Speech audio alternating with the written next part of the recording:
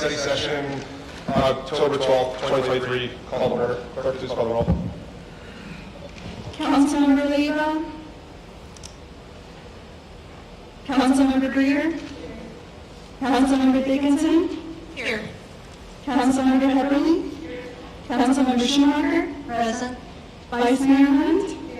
Mayor Pogota. Here. We have a quorum. Thank you, ma'am. First item up, item 2A, Tuscan Valley Economic Development Strategy. Mr. Chamberlain, welcome, sir. Good evening, Mayor, Vice Mayor, council members. Today I'm going to first and foremost, is it too loud? Because it's super loud. You want me to back up? How about right here? Okay. First I wanted to introduce our newest member of the team, our economic development specialist, Diana Soto. She's here in the audience today with us. So she's our newest member. We are so excited to have her. She'll be working closely with the chamber with small business outreach, retention, expansion efforts, and with her experience, we're so excited to have her on board. Our second one is, I would like to introduce Jim Rounds from Rounds Consulting Group. We did an RFQ earlier this year. We had 7 proposals come to us. We looked at those proposals. We tallied up the first top 3 that we thought, felt like it would bring us the biggest impact after it was done. And we got together a economic development advisory committee. Excuse me, Coder, can you Yes. please use the microphone Oh, now? now I need to use the microphone again. Okay. Everybody hear me okay? Okay, so, and within that, we had our utility partners come in, APS, Unisource, and Sparklight. The Arizona Commerce Authority and their Rural Development Division came up for that. Some local business owners, Yavapai College, you name it. So we were very excited to get all that feedback, and we decided on Rounds Consulting Group. So I will let him come up and show you his presentation and tell you what he plans on doing for us. So, Jim? Welcome, sir. Thank you. Appreciate the invitation, Mr. Mayor, members of the council, and some other friends that I've run into at league meetings, Vice Mayor. When we heard about the project, we were very excited about it because there's different parts of the state that have really solid economic development opportunities, and there's different parts of the state that have staff that are interested in talking details, even as you're bidding, as you're brainstorming. In some cases, and we've done maybe 100 different types of economic development analyses, we often are asked, when do we get the final report? This one was, how can we integrate our ideas with yours? How can we be team members? How are you going to be reaching out to the public? How are you going to be bringing in what our values are into the economic development growth? And it was just very exciting. And then we teamed with this very demure person named Andy Tobin that you probably haven't heard of. Interestingly, Andy, he was the House Majority Leader when Kirk Adams was Speaker, and that's when we went through the Great Recession. We worked with Andy and Kirk Adams to develop the revised jobs package for the state of Arizona. And so it was creating the economic development programs. We did an evaluation of every state's program, and we had Arizona ranked dead last. At the time, we had one economic development program in the state, and it was a jobs training program. Before we went to publish the report to hand it out to the Republican and the Democrat caucus, they swept the funds, and I had to go back and rewrite it, so we had nothing. A lot of work has been done, and so there's a solid foundation for growing the area, and this region has always been one that we felt like was going to have some of the biggest opportunities, not just growing in volume. Arizona, one of the problems that we had before the Great Recession is that it was always about how do we grow in volume. We have to be talking about how do you grow in quality? How do you grow in some of those industries that really appeal to people that have been living here a long time? I'm an Arizona native. Apparently there aren't that many of us anymore, so people make a big deal out of it. I don't feel like it's that big of a deal. It just means that I've seen every part of the state, and I have areas that we've identified that have great economic opportunities. So we're very excited to be having this opportunity to work with you. And let me see if this kicks into the PowerPoint.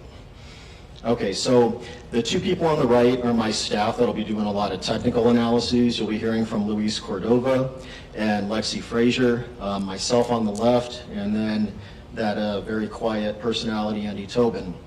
Mr. Tobin is going to be doing a lot of the outreach for us.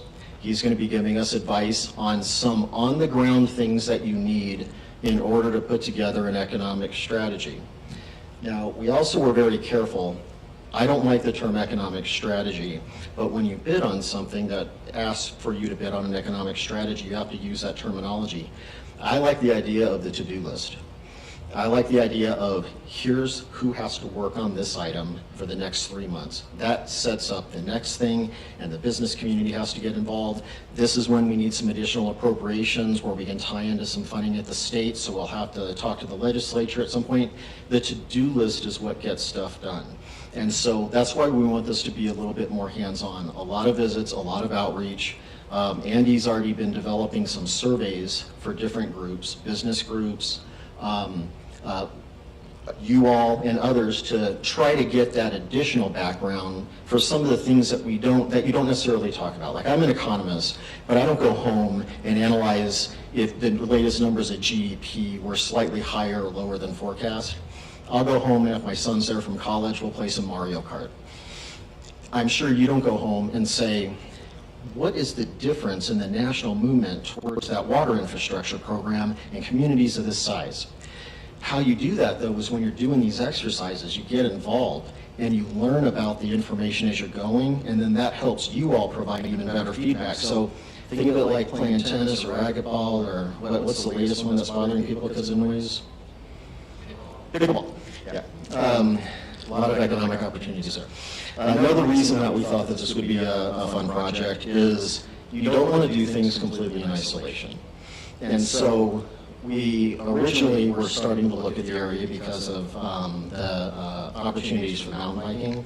I used to be a very avid mountain biker. I broke a lot of bones doing it, and I've gotten to the point where I can't go uphill anymore.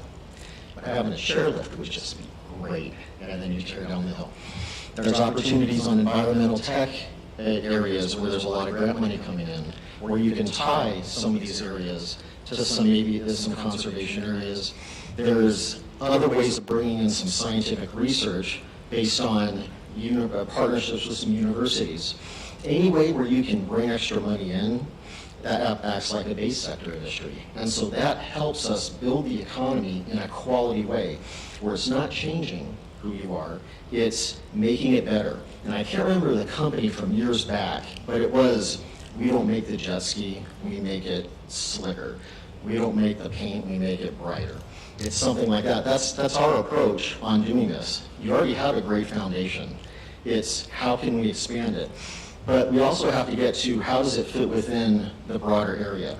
You can't just say people are interested in just between road X and Y, and they're not interested in what else is happening in the community. Now, we're not doing an economic analysis of the entire region, but there's certain things that could be happening in different areas where there could be some strategies to partake in some of those if they can happen. Now, understanding that, it also helps with projects when you're working on other tangential projects, and it's just not a one-off. It's how can this tie into something else? And right now, the governor's office is very interested in looking at some additional funding for tourism, maybe going back to a funding formula. We just got engaged to do that analysis. We need to identify how we're going to use that extra money.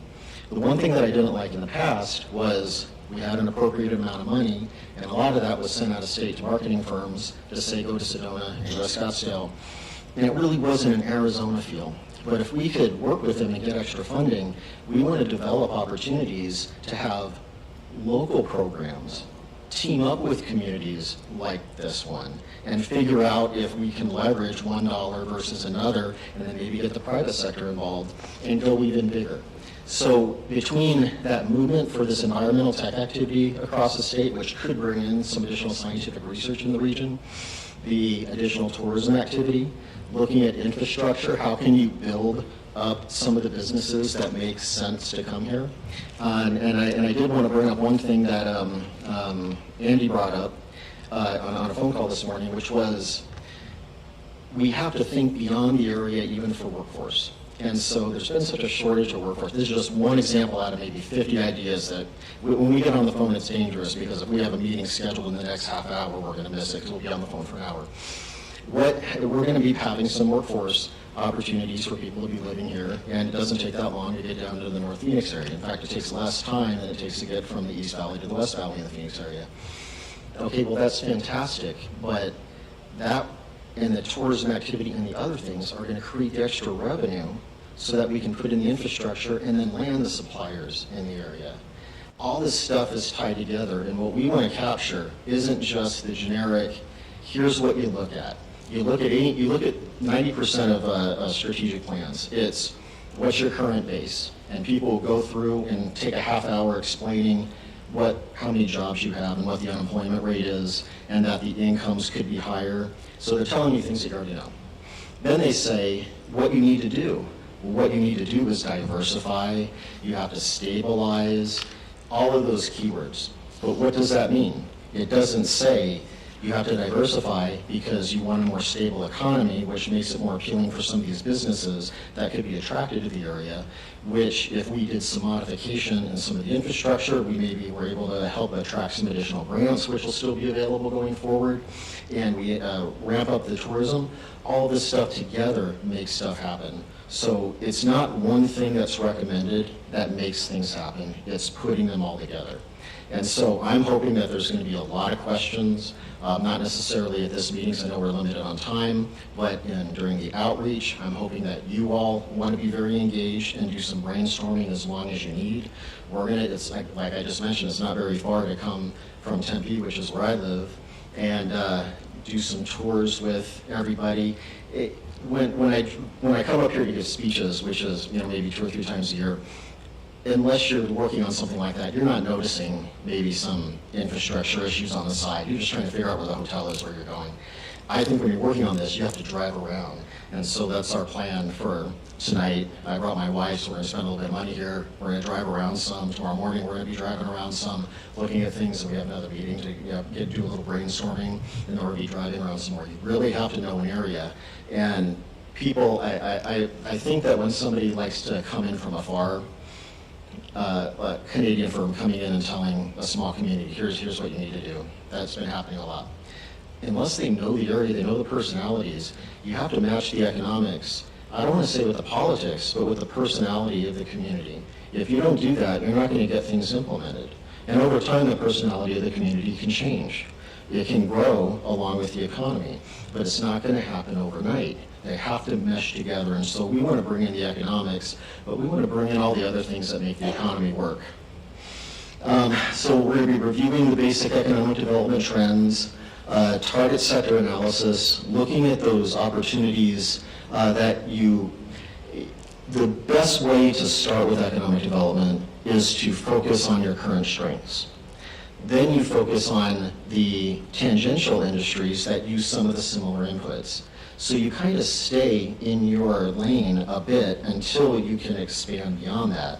And so there's opportunities there. Tourism and entertainment is going to be a huge opportunity, not just with the additional tourism spending, but the whole racetrack discussion came back again this last week. We're still talking about the broader regions rodeo, we're talking about the mountain biking. There's so many things that can happen here. This could be such a fantastic hub where people are going to want to come here, even when they get that little advertisement to go and stay in Scottsdale. They're going to say, I need 5 days or 7 days worth of things to do. I definitely have to spend 2 or 3 days up here. And then eventually it'll be, I'm going to go stay here. Maybe I'll drop down south a little bit for a day. That kind of stuff can happen with the right planning, but it doesn't happen overnight. A lot of things take money. But if we can figure out a way of getting state investment, if we can figure out a way of doing some projects that pay for themselves. One of the biggest things that we have to do at the state level is there's not much money, as you heard.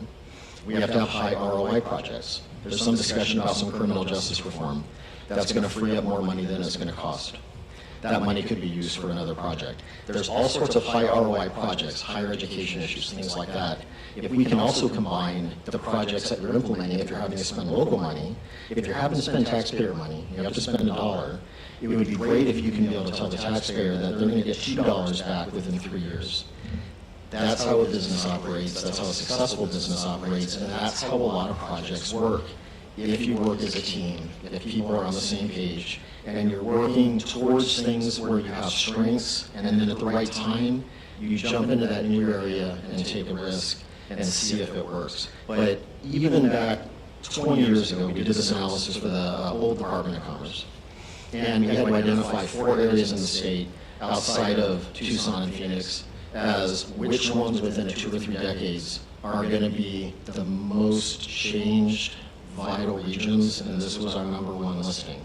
It just takes a while to get to that point. So I'm excited to do it, but I'm excited to also talk about how are we going to do it at the right pace? How are we going to do it where the residents like what they see? How are we going to do it where people are happier, how businesses are more profitable, how property values can go up, how people can have, just be in better shape overall. So we'll be talking with the business sector, public sector, neighboring communities, and then we'll have to talk with specialists in certain areas if there's any areas of unique deficiencies. And in many cases, we have to treat this like that business idea of if you need some infrastructure in a particular area and that might be holding back economic development, we'll be doing that return on investment analysis for you. What we're charged with is doing multiple forecasts under different scenarios, which will tell you, here's the extra tax revenue that'll come in if this development happens, if this investment happens and it creates this extra development. You do a break-even analysis. Sometimes you don't know what it's going to be exactly, but you can use common sense. If it's something where if you spend $2 million on some infrastructure improvement, but that's the difference between landing this business that you just lost that you didn't hear about versus getting it, and that business's revenue would pay for that 3 times over within 5 years, when you have that data in front of you, that helps you make decisions, because you don't want to just spend, you want to spend and invest. So again, we don't want to reinvent the wheel. We want to focus on quality growth and not just volume. And we want to talk about additional amenities for area residents, but the additional amenities will also make it more appealing for visitors. And this isn't also about just having a bunch of visitors come in and make it where you can't drive on the roads. It's about being very strategic. There's additional events up here. I think this is one of the best areas in the country in terms of untapped opportunity for special events. And yet another thing that we've been working on the tourism side, is trying to monetize not just the mega events that you hear about, like Super Bowl and others, but that soccer championship, that's the biggest one in the nation that happens in one of the cities in Greater Phoenix. Or a lot of the other activities, that mountain bike race, whatever it might be, those end up bringing in a lot of money. And on a different assignment, we're going to be monetizing some of those. And this is what I thought would be really nice with some of these other tangential projects, is we can figure out which ones of these fit here. And so the tourism side, what can we do for this area that will also be a positive ROI for the state if we end up making some recommendations? What can we do on other areas? One that I want to work on is we're trying to get the state to, let me start with the explanation. Healthcare. We have, this is an aging community. But there's an opportunity, I think you're on the cusp of also retaining some of the best and brightest, and I think you're going to get younger workers coming in here. And as that grows, it's going to be even more balanced. Healthcare has been a concern across the entire state.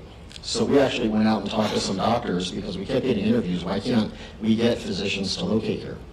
Well, with specialists, which is very important, they all said, we don't want to retire. All those other people that are partially retiring and they're still working a couple of days a week, we want to go from working 6 or 7 days a week to 2, and maybe come to a Prescott Valley. Why don't they? Because they still have to pay the $120,000 insurance policy that they do working 2 days a week versus 7. One of the ideas, set $10 million aside and have a risk pool so that these physicians can have a lower cost access to that insurance that's needed, and that allows them to work in rural Arizona and all sorts of places. Now, that's just one little thing, but you start stacking these little ideas in communities like Prescott Valley, all of a sudden you take care of some of the challenges that you might have. Housing, that's a critical issue everywhere. There was a lot of arguing, and a lot of people became enemies, and it took a lot of happy hours for them to become friends again afterwards during the last legislative session. But I like the fact that instead of using a pencil to try to figure out the solution of housing affordability, the legislature went ahead and used a cannon, because that got everybody fired up when we started talking about it. Then we ended up saying, well, here are some solutions, but the solutions are different in different communities. It's different in Phoenix, it's different here, it's different in other areas. So we'll be touching on housing issues, but the timing is perfect because it's not touching on a housing issue and starting from scratch and coming back and telling you, you have a housing affordability issue in some areas. It's, here's where the state's going. How would you all like to participate in this type of a program? Would you like to match a program that the state's doing with what you're doing, which might leverage dollars? So we're hoping to bring to this, again, not starting from scratch and just starting on a blank piece of paper. We're hoping to start with several analyses and different things that we're working on in our connections to put together something that would be like the 5th or 6th iteration of a more advanced economic development plan. Transportation, broadband, we have to be looking at retail, industrial, and office uses, so we can take a look at whether or not there's a shortage in one area or another. The economic argument is that there's perfect information out there. There's not. A lot of retailers, whether it's a smaller business looking to relocate in a particular area or a chain, they don't have perfect information. Growing communities and rural communities tend to not be able to advertise some of these opportunities, and then you don't get some of the amenities that you would normally get. So one of the keys is, how can we blend in that promotion and try to get some of the additional amenities, which creates additional tourism activity, which gives you extra revenue to improve the street that's been causing some problems. It's dynamic. It's all of this stuff, and it sounds complicated the way I'm talking about it, but it's not. It's thinking about it as you would think about it if you all had to go home and say, how would I set up an outline if I wanted a consultant to look at the community? You wouldn't just say, please look at tourism, please look at healthcare. It would be, these things are complicated. I have some constituents that are very concerned about this, others that are concerned about this other area. How do we reconcile those? That's the issues that we want to be working on with you. We'll be looking at the basic economic data, but we're looking at the basic economic data because that helps us with our thinking on how we make recommendations and then have the brainstorming sessions. We don't want to come in, we want to start with some brainstorming sessions, but we don't want to come in and say, here's a bunch of data, what do you guys think about it? It's, here's a lot of data based on the feedback and basically what you charged us 2 weeks ago when we had our last meeting. Here's some ideas. Here's where we're thinking we're going. What do you all think? What does the business community think? What do others think? And then ultimately, when you have that feedback, you can blend everything together and you can have consensus. That is the best way of getting buy-in from policymakers, the business community, the general public. It's better to get buy-in before the final report is printed than it is to print it and then try to sell it. The whole idea is to get everybody talking about the analysis before the analysis is even done. But you have to be aggressive, you have to spend a lot of time in the community, and that's the point of this exercise. Let me skip, no, well, I guess that's the last one. Let me stay with this. Now, Arizona for a lot of years saw declining per capita personal income as a percentage of the US. This is when we shifted from having the Intels and the Motorola's and the larger scale Honeywells and others. They were a bigger percentage of the economy, and our per capita personal income was close to the US. Then it dropped quite a bit, down to around 80%.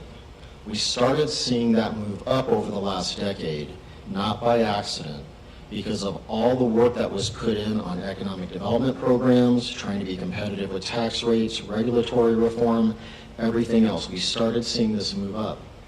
Now, I like to describe this as, we built the car, now we have to fine tune it.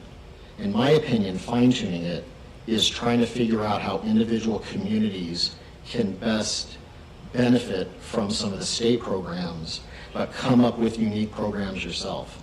The state's not going to come in and make that curve go up dramatically without individual communities. The state is made up of individual communities, and people often forget that. So we want to keep these things in mind. We'd like, again, to see higher incomes continue to grow, the business owners making more money, paying more taxes, having that traffic light where there's a stop sign and it's causing some congestion during rush hour. All of those things matter. There'll be some business recruitment discussions and things like that as well. But I can tell you, I don't know what the final report's going to look like. And that's on purpose. I know what we're going to be looking at, but we don't know what it's going to look like because we're planning on working on this with you and with staff. And you all, we interviewed with you, but the reason we got excited about it is we kind of did a quasi-interview of the team, and we loved the approach. People that wanted to work in an interactive way and didn't mind me calling at 8:01 in the morning and saying, I had some ideas last night, are you ready to go over it? And Cutter saying, go. Or Gilbert, any of them. This is unique. This is a unique community. We've worked on it on enough of these where I can tell you this will be a fun project for us, and it'll be a fun project for you. And I'll leave it at that. Any questions? Council, any questions or comments?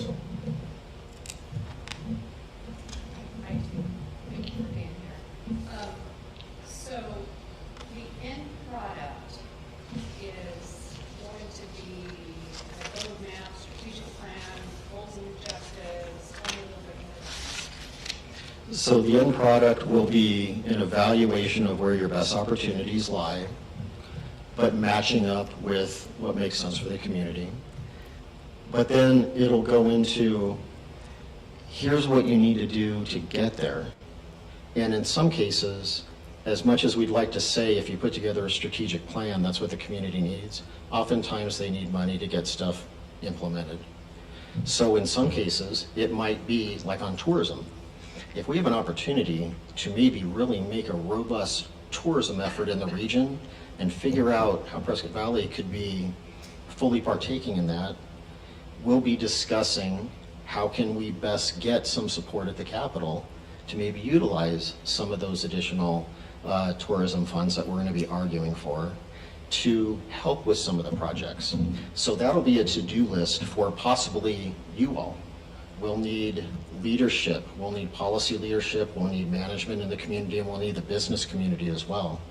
So it'll be, here's what you can do internally, but here's where you have to maybe work with us to try to get some of the things where we do need some other partners. And reaching out to the business community, that's the biggest unknown for me because I don't know them as well. But that's why we have Mr. Tobin on the team. And again, one of my favorite lawmakers of all time, but one of the most passionate people I've ever met. And I'm sincere when I say he really, really, really likes this project. So the end product will show us some grants we can apply for, and then do you help us do that? The end product there'll probably be different categories. And so let's use tourism as the example. It will be, here's some opportunities that are going on in the area. Let's say this whole racing movement that is coming back ends up gaining some momentum. Already been discussions with the governor's office and others about putting some of these additional machines on the tribes, on tribal land instead of within the racetracks. And then there's revenue sharing. Okay, well, if that's going to create extra revenue as well, and that might make the broader region more vibrant, if that's moving forward as we're working on this, where there's an opportunity, we'd like to leave it with, here's some things you can do with some partnerships, and here's how some economic development can occur next door. That might be that might be an individual policy topic with recommendations. There might be some where it's infrastructure, And we do interviews with some of the businesses that have considered locating here, and they say these are the two things that really kept us from wanting to be here. Then we have to do that ROI analysis of how much is it going to cost to maybe improve that road that is needed to reduce congestion and make that business a little bit more viable, and then what's the economic benefit, and then you can basically see, is it going to pay for itself, or how long will it take to pay for itself? So it could be an individual topic like infrastructure.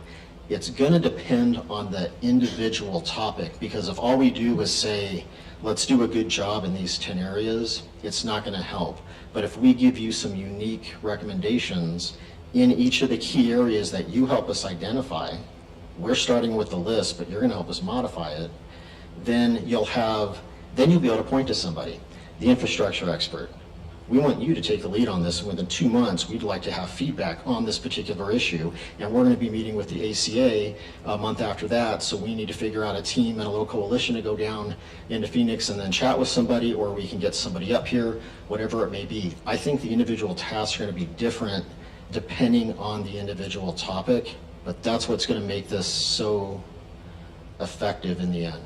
So one more quick comment and question. So I wholeheartedly support quality growth and compliance with the general plan. So that's great. I saw that on your slide.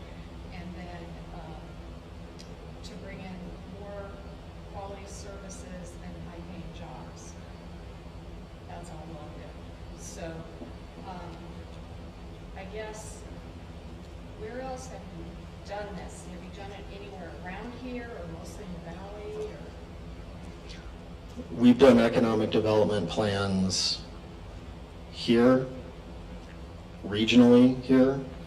We've done a lot of work in Chino, so Prescott. We've done some work historically here, Chino, Flagstaff, Safford.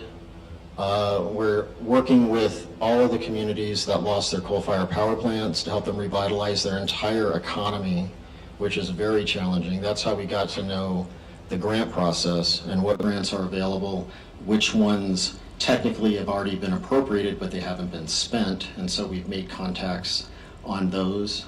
We've done work with just about every community in Greater Phoenix. We've done work in Tucson. Right now, we are doing the economic analysis for the transportation tax extension in Pima and Pinal because there were some problems getting it implemented in Maricopa.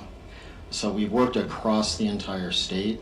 I've given a lot of speeches, worked with communities. We're in a position where even though we're a small company, we're treated a little bit like a chamber of commerce. So we'll often come in and volunteer time and give some advice to different communities, like in southern Arizona, whether or not they can get some a winery district going that's a little bit more robust that could help them with revenue. I'll just go down there and work with them a little bit on the side. So we've worked basically everywhere. Right. And Cutter, the funding source? The funding source? So this is a partnership with our utility companies. So in most places throughout the state, they kind of do that. So we've had an ask into APS, Unisource, and Sparklight. And so that's basically what we're looking at. So So it's like a 50-50 and we budgeted a little bit? it's for the most part, yes. Well, we're kind of on that higher end, but yes, the funds that we'll receive from them will definitely help. And yeah, Thank you. thank you. And just one follow-up on that last one. Our intent isn't just to be paid for the project. We are going to be providing a positive ROI for you. I fully intend for this research to generate revenues coming into the area. And so I feel like this is going to pay for itself many times over because we preach that all the time. Work on public policy projects that have a good ROI. We owe that to you as well. We want to be able to generate enough revenue that pays for our project 100 times over. Mr. Mayor, I want to emphasize something that's, I think, really important with this, and want to thank Mr. Chamberlain and Mr. Rounds and your entire team for the partnership that we're about to embark upon. I've been through a number of these processes in my career, so these can be a tremendous opportunity for a community to really intentionally design what it's going to look like in the future from a job creation standpoint. And I think, some of the slides really reflected that. There was a comment that Mr. Rounds made that I think is really important, and that is that creating a more stable economy. 2 years ago, you all created a strategic plan, and one of the main focus areas was having a prosperous community, which i.e. is jobs, jobs, jobs. And this is a culmination of getting to this point of being able to really start to have a deep dive into our community and what we're going to look like for the future. And it's not going to rest on housing growth, which traditionally has been the state, and I mean this in the broad sense of the entire state. Most communities around the state have relied on housing growth as part of their economic strategy. We cannot do that for the future. And I think that last slide absolutely demonstrated an intentional, deliberate effort by the state to start to invest in new types of industries. And that's the opportunity that we have here as we begin to diversify. When we do have future economic downturns, we want to make sure that we soften the economic impact by making sure that you have a diverse array of different types of industries. So I think this is going to be a very exciting project and something that's going to be a true game changer for our community in the long run. Thank you. Anything else, council? Thank you, sir. Appreciate you. Looking forward to working with you. Thank you. Thank you. Next up, item 2B, utility rate study update and proposed rates. Mr. Wadsworth, welcome, sir.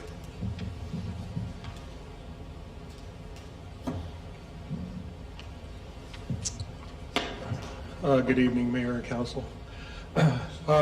So tonight we're going to talk about the rate study, and I know we've been before you previously to talk about this.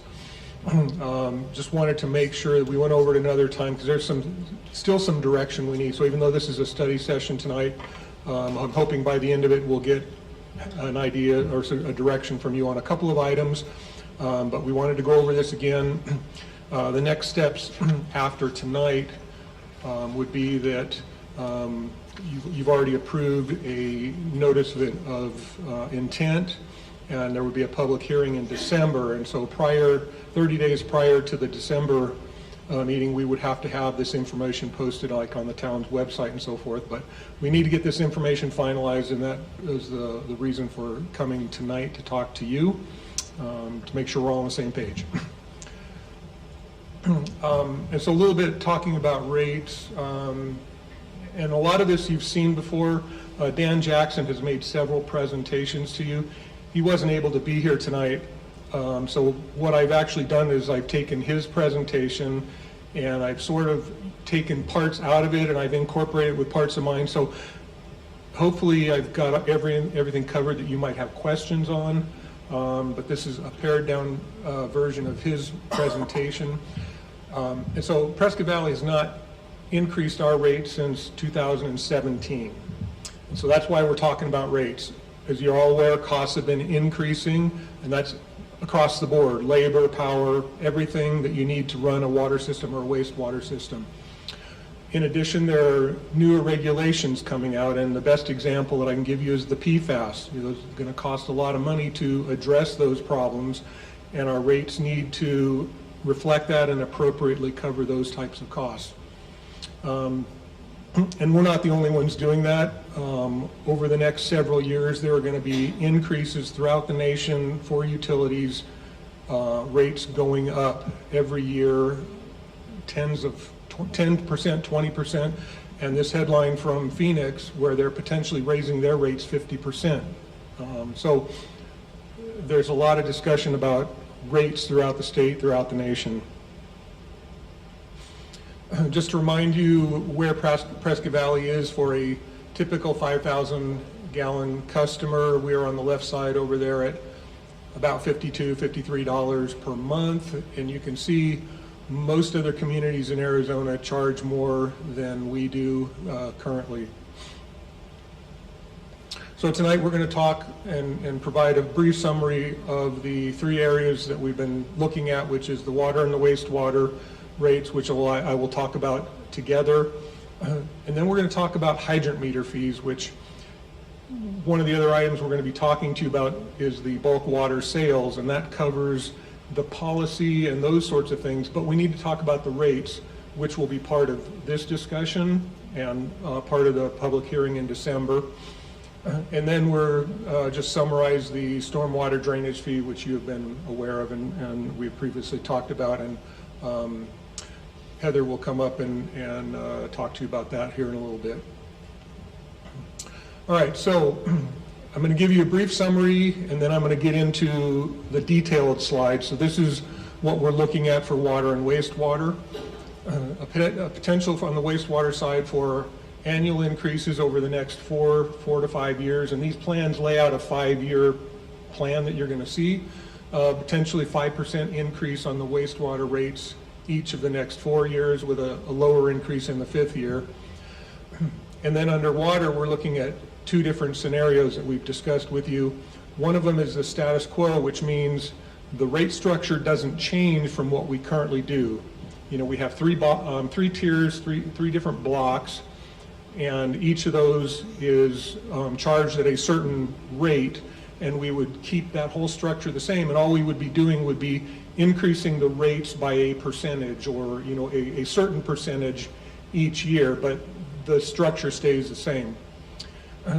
And then I believe you asked us to look at a conservation scenario, and what that would do is we would tend to keep the first tier, which is the lowest amount of water used during the month by a consumer. So in our current block structure, 0 to 8,000 gallons is charged the lowest rate. And so during the month, and I'm talking about a 5/8" water meter user, because 90% of our users have a 5/8" meter. That's the standard residential size. Larger meters, the range of the flows that go through them changes, but for the 5/8", when we charge during a month, the first 8,000 gallons is charged at the lowest rate.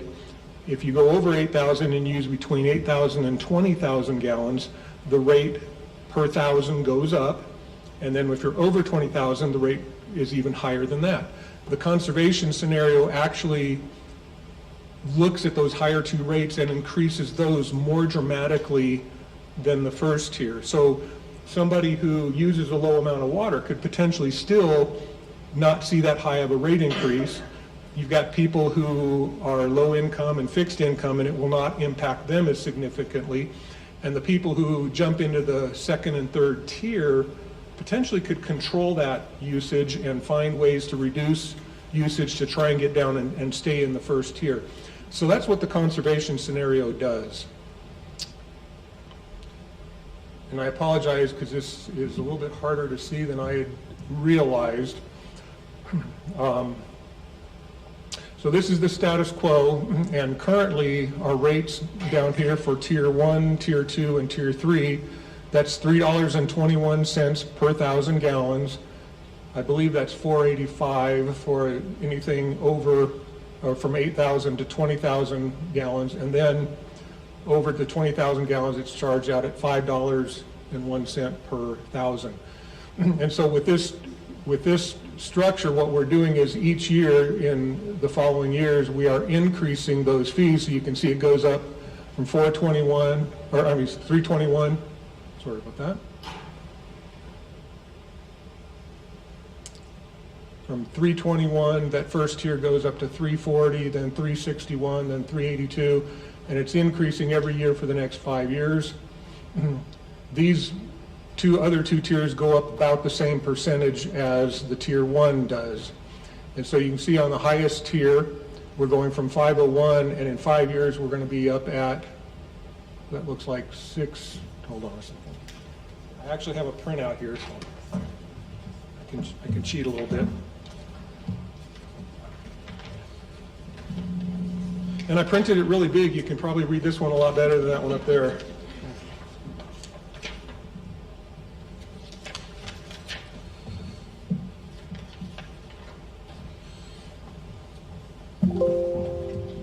All right, so on that lowest tier, we're going from 501, and then 5 years out, we're going to be up at 651.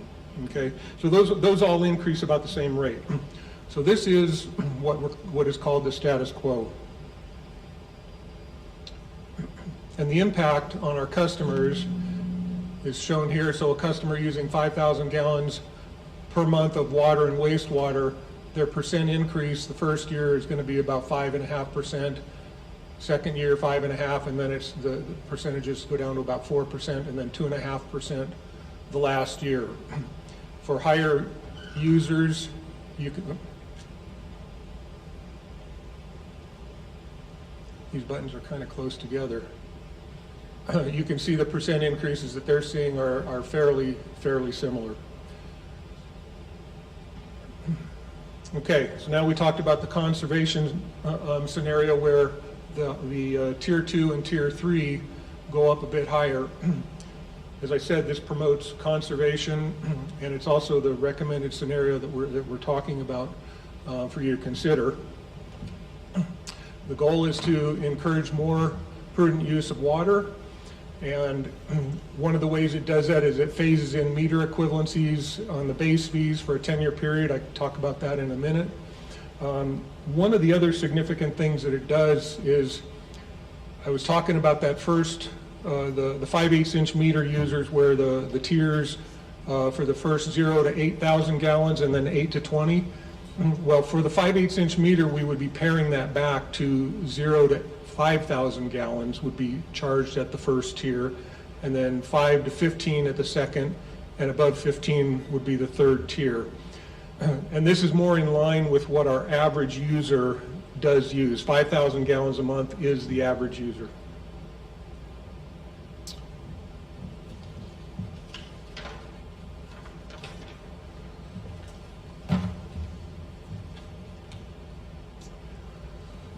All right, so if you again look at these, the fees for the different tier, the blocks that we just talked about, the tier 1, again, $321 right now, $385 and $501.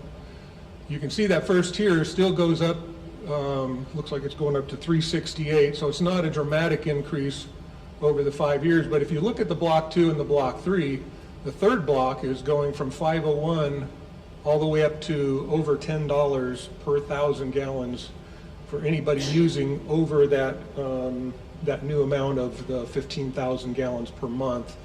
The second tier is going from $385 up to $7. So it's really going to encourage those people using lots of water to try and cut back. When I talked about the meter equivalencies, that comes into play with the base fees, which are here in this area. So for the 5/8-inch meter user, the current base fee is $9. In 5 years, it goes up to $10. And you can see what the base fees are now. They're $9, $11 for the next size meter up to 3/4, $13.50, $18. 2-inch meter is $22.50, and so forth. For the largest meter, which is an 8-inch meter, we're only charging $40 a month. When you look at meter equivalencies and you look at the smallest meter compared to the largest meter, you should be charging an amount that is equivalent to the volume that you can actually get through there. So a 5/8-inch meter by this standard, if you multiply that number times, say 4, you would get up to the amount you're charging for an 8-inch meter. But an 8-inch meter can provide way more than 4 times what a 5/8-inch meter can charge. So this actually reflects in coming out through over a 10-year period, we would get to those meter equivalencies, and you're seeing these base fees even 5 years out are starting to get really significant. So up here on the 8-inch meter, we're talking $1,200 a month for the meter charge. Now, we don't have a lot of 8-inch meters in town. We have a number of 6-inch meters, and then, you know, the 4 and the 3 and the 2, but most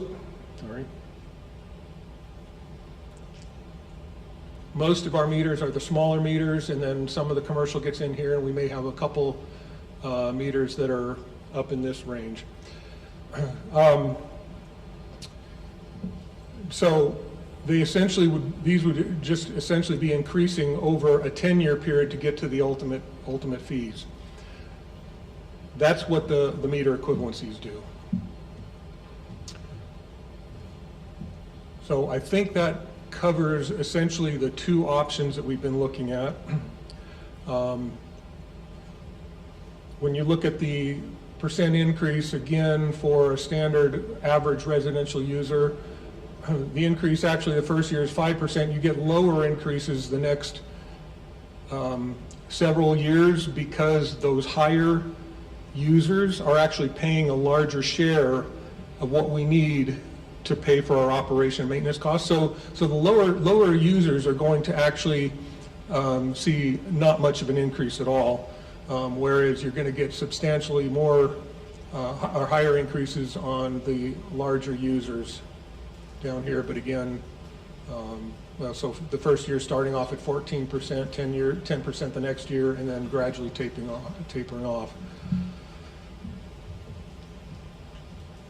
So that brings me to the end of the discussion on those two rates. We're going to now talk about hydrant meters a little bit here. So, absolutely, this is a good time for that. So I know you're touching on this a little bit at the end, but I just wanted to, so the conservation scenario is the recommended one because it's, for those tier 1 users, it's the least amount of rate increase, right? Correct. And, but do we have enough tier 2 and tier 3 users and enough users with the larger pipe to cover that operational cost increase that we need as well? Yes, and that analysis was done by Dan Jackson, and that was the basis for coming up with how these scenarios would play out. So he analyzed every single meter size that we have, how much water goes through them, and so he was able to tailor these to match that, and that was the whole point of having him involved. So yes. I had a quick question too. What about the residences that haul their own water? Do we have a lot of people who haul water in this area? I know Dewey does, but do we have that here? In Prescott Valley itself, Yeah. I don't know if we have any residents that haul water. I don't know why they would need to, because If there's a obviously. well problem or whatever, if some people have tanks, if they live in remote areas, I don't know. That's what I'm asking. Do we have we don't have a lot of hauled water in this area? We don't in Prescott Valley, but in the county areas surrounding Prescott Valley, we do. And those people, they get their water from water haulers, and those haulers get water either from us or from City of Prescott or Chino, and then haul out to those areas. And then what about like the commercial and industrial users too? Do we have a lot? I know we have car washes. That's going to affect them, obviously. Is it going to affect a lot of any of the industrial that we have going on? I don't know if we have a lot of high water usage in that. We do have commercial and industrial, different users. Like I said, we don't have as many of those as we do.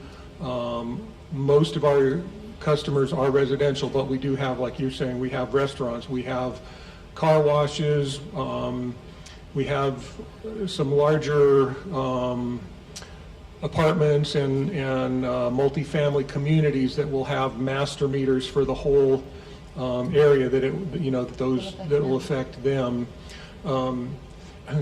The other thing to remember though is that when I showed you those blocks of the 0 to 5,000 gallons per month, those numbers increase as meter size increases. So we're not holding them to say, okay, if you've got an 8-inch meter, you're going to go through 5,000 gallons very, very quickly.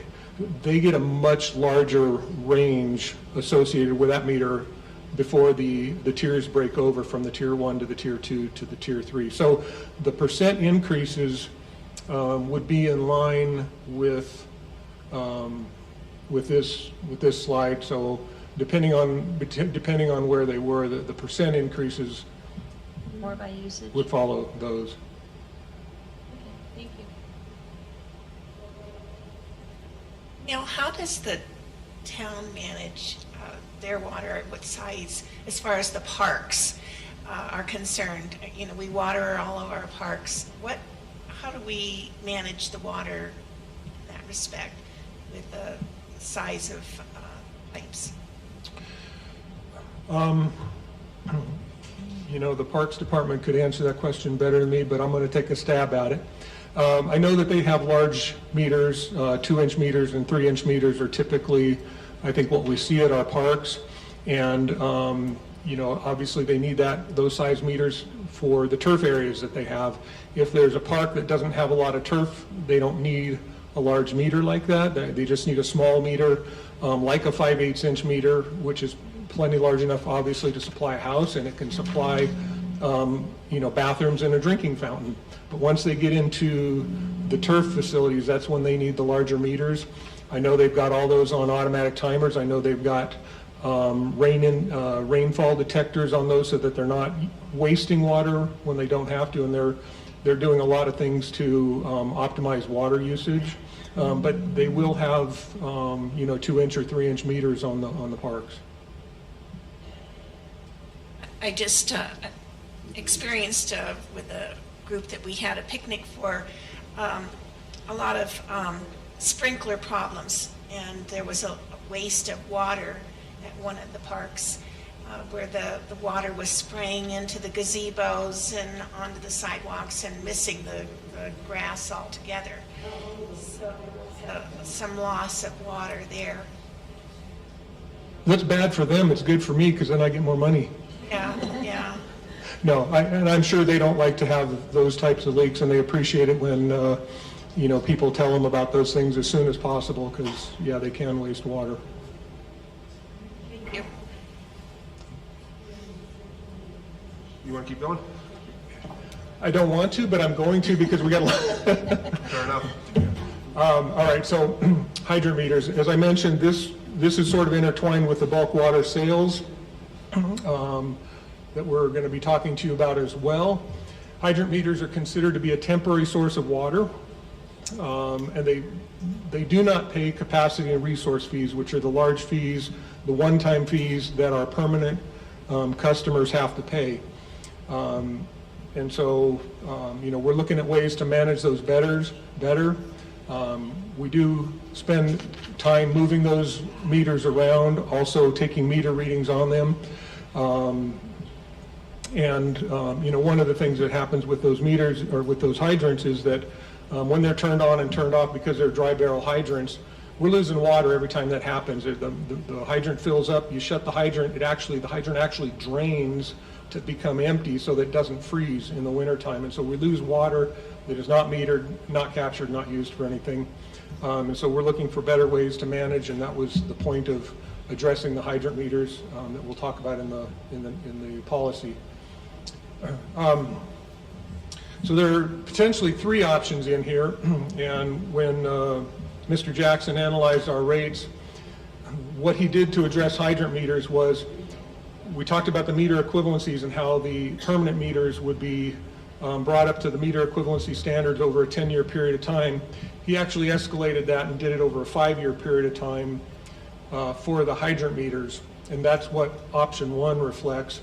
But we've got 2 other options in there, both of them escalating it over a 5-year period of time, but the other 2 having a slightly higher first-year cost, and the second one having a more significant first-year cost. And so you'll see those in a moment when we show you these. But so here was the first option, and what we're talking about are the base fees on this line here.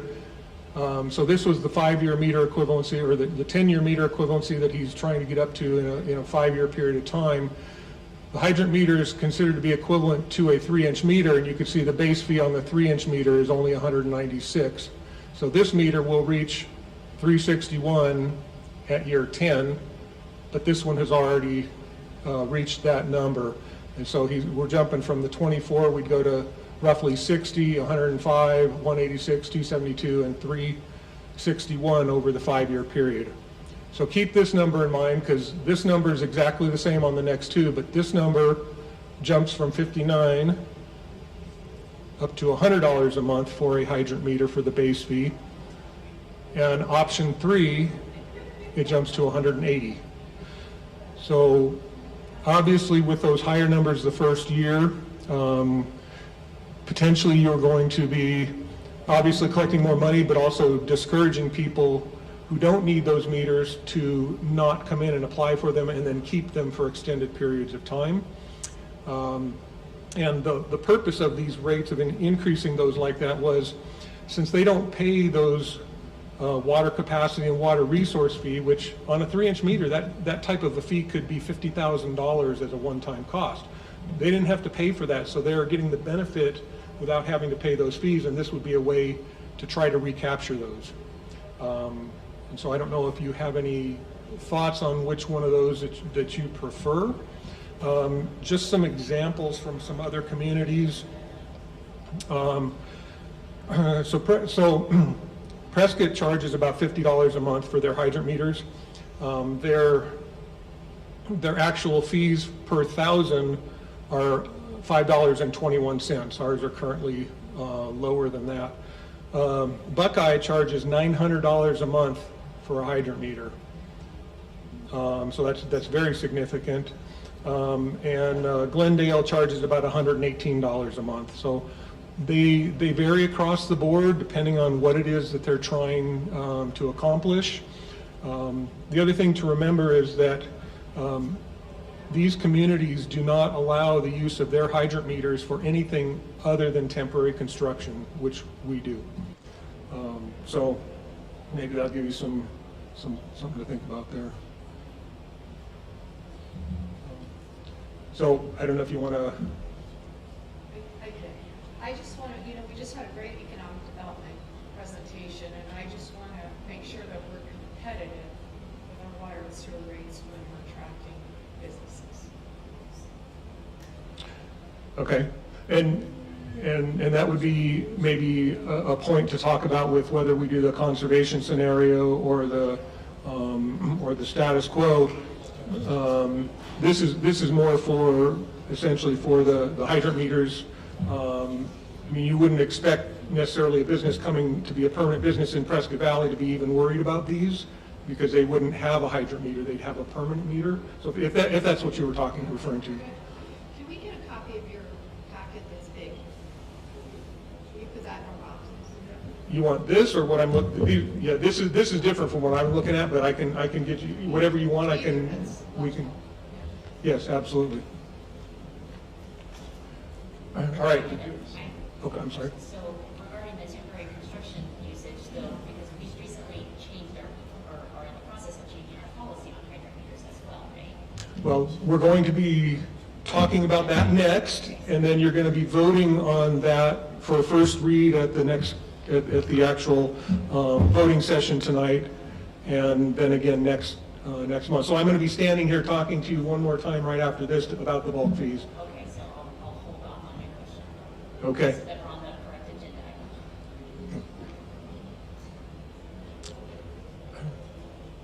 All right, so Heather Reuter is going to come up and talk to you briefly about this part of it, and then I'll be back. Welcome, ma'am. Good evening.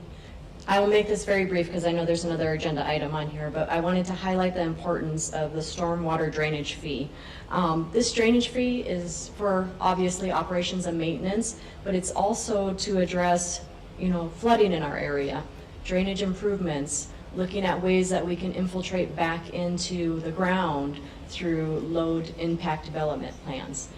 So the initial rate is looking to start at $3. And let me just scroll ahead. That's for residential. For commercial, it will be based on the percentage of impervious surface. So area that water cannot soak into the ground. These are basically our non-residential accounts. You'll see that we have, majority of them have less than 2,500. And then it goes up from there. So we have very few commercial buildings that have a large impervious area. And I apologize, Dan Jackson put this together and he presented it for you, so I'm kind of ad-libbing this. So if you have any questions, I'd be more than happy to answer. But I just really wanted to get to the slide that shows the rates. So if you look at this, we're anticipating a 5-year projection as well, and it would be an increase. We'd start at $3 a month residential and increase slowly up to $5 a month. The impervious surface, the non-residential, you'll see the increases, and that's based on the square footage of the impervious area of that. And this, like I said, is very important. This will address the flooding issues. This will help us to man this, have full-time staff, have equipment, and then do projects based on what comes out of our master drainage plan update to address the larger scale flooding issues. And I'd be happy to answer any questions. Last slide, sorry.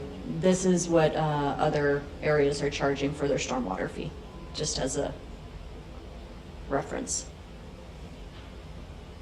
Questions? Council, any questions? Thank you. Thank you.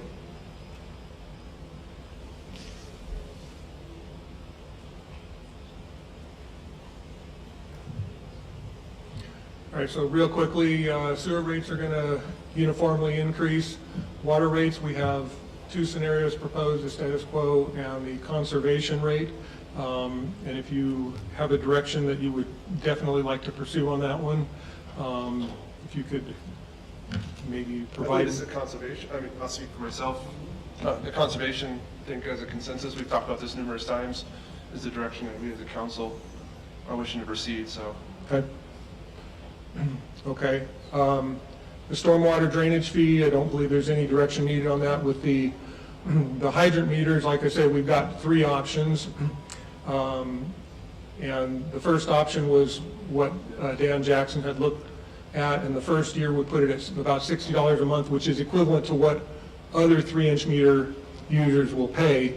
However, if your goal is to try to capture some of those dollars from the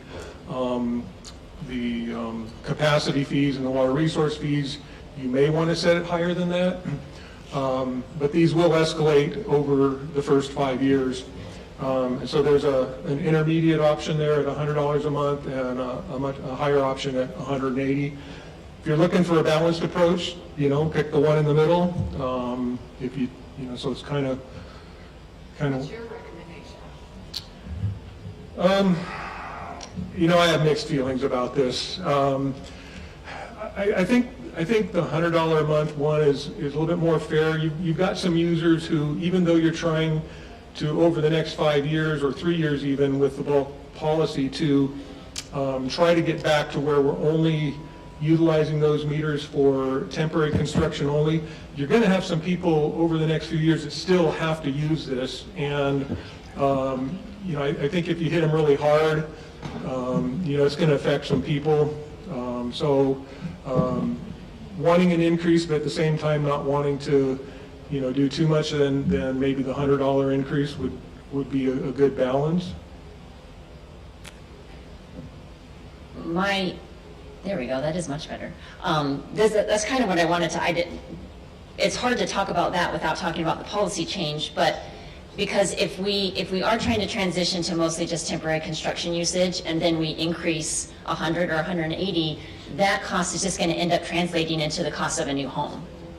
And so that's why it's kind of, if we're considering the policy change, yeah, we are still going to have the random user that's not temporary construction, at least for the next 3 years, but I don't know if the $100 a month cost needs to be added on to all the majority of the users, which are temporary construction, is my 2 cents. Right, so the base fee for a standard 3-inch user in town for your commercial is going to be at that $59 number. So when I talk about the 100, okay, that's $40 higher a month, whereas the option one is exactly the same as what they will be paying. And again, these were proposed to try to capture more of the capacity fee type numbers, the capacity fee and resource fees that the hydrant users have not had to pay. But setting it, say if you keep it the same like the option one, by the time you get to year 5, and let me back up and I'll show you that, you will be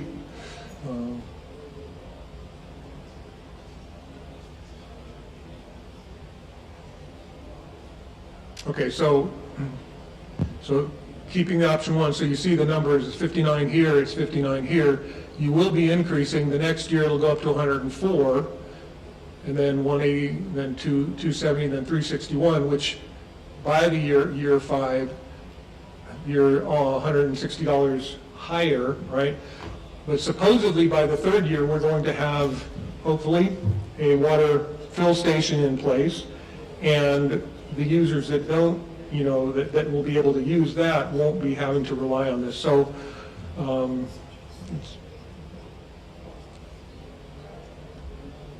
Yeah, I know. I'm with Mr. Wadsworth. I think right in the middle is probably best. Middle one? That's my thought. I have a question. So, going back to that scale, we have $59 escalating for 5 years. Will the $100 be escalating also for 5 years, is what you're saying, for option 2? correct, but at year 5, those numbers are identical. It's just the first year is a higher jump, and then the subsequent years, the jumps are smaller, so that by the end of 5 years, option 1, option 2, and option 3 still arrive at the 361 number. I do have one more, I'm sorry. We did have a citizen voice a concern about, they are a hold water business, and it's gonna, it's be more expensive to use the fill station as opposed to the hydrant meter, but that assumption was based off of current rates. Whereas really, if we didn't make the bulk water policy changes, but just the fee changes, there's still going to be an increased cost to those users, right? I mean, either way, they're going to see an increased cost. Either way, our rates across the board are going up, so we're not being treating them any differently in that respect, but regardless, their rates are going to go up just like Everyone the else's. rates of all of our citizens are going up, and so the only difference at this point would be if we charge them a higher base fee for their monthly fee. Other than that, and if you choose to keep that the same, then they're being held exactly to the same standard. So, Thank you. Anything else, Mr. Wadsworth? You have anything else to add, sir? I think I got to all my questions, and that was it. Mr. Mayor. Mr. Davidson, you have a comment? Yes, Mr. Mayor. In recognition of time and that we have a regular session at 5:30, if we could, on the regular agenda, we have an item related to the bulk water cells, and Mr. Wadsworth can kind of update us there with this information. And then we will table or we'll move item 2D, which was the non-subdivision residential development water policy, to our November meeting study session. Thank you. So you go with that, Mr. Wadsworth, move it to item 8E? Take a break. I'm good with that. Sounds good. All right, with that being said, we're going to adjourn and be back at it in about 15 minutes.